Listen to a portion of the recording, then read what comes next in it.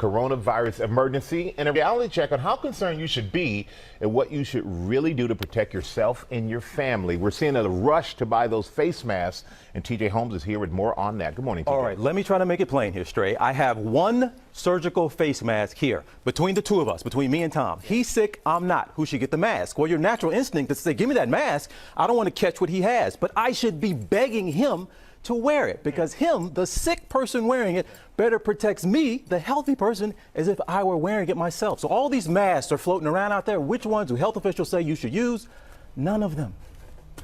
As coronavirus fears sweep the country, many are turning to protective face masks, hoping to keep the germs away. Gwyneth Paltrow, Selena Gomez, and Kate Hudson among those posting pictures of their face coverings while traveling.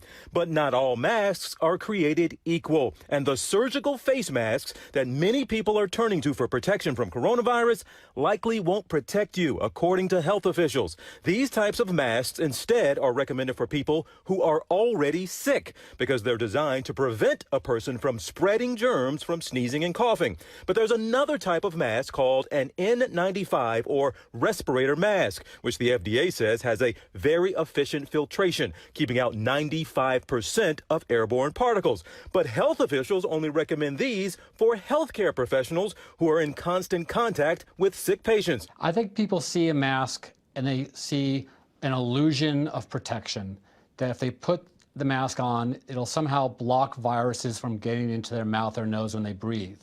That's just not the case. Anyone who does not have a respiratory illness, meaning a cough or a sneezing, should not be wearing any type of mask, whether it's a surgical mask or a respirator. But that hasn't stopped the public from buying up masks. Stores and websites sold out. ABC News gaining exclusive access inside this 3M factory in South Dakota, where they're working around the clock to meet demand.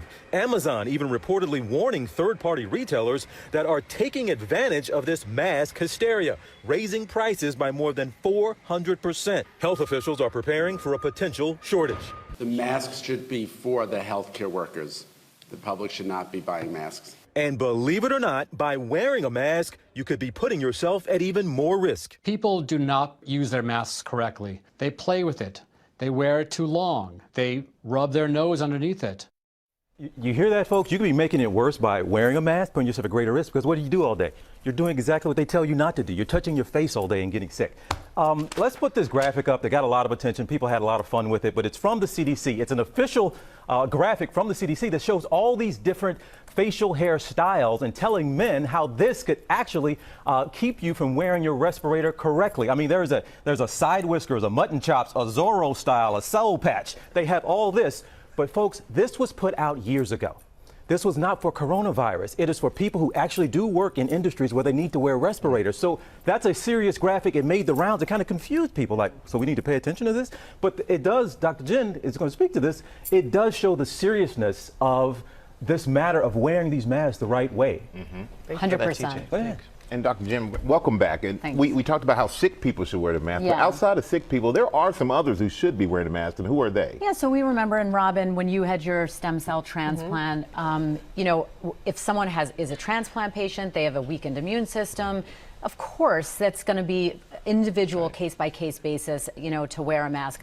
That is a very small percentage of people. Okay, as TJ said, we use surgical masks in hospital settings, or even, you know, out in the public on sick people. Okay, viral particles, coronavirus and influenza, to name two, go right through that mask. Okay, so if you say, well, then why is it helpful in preventing this way? Because people coughing, sneezing, spewing large particles out into the room, of course that's a barrier, but they can go right in. That's why they're not helpful. What I want to show you guys is these N95 respirators. There are a bunch of different styles. These are what we use in hospital settings for healthcare providers. They have to be measured for your face. I went through this process. It took several attempts, different sizes, different models, to actually find the one that works for me. They have to be put on properly. You see the two elastic bands there. One has to be high on the head, one has to be around the neck. We're seeing people wear these incorrectly.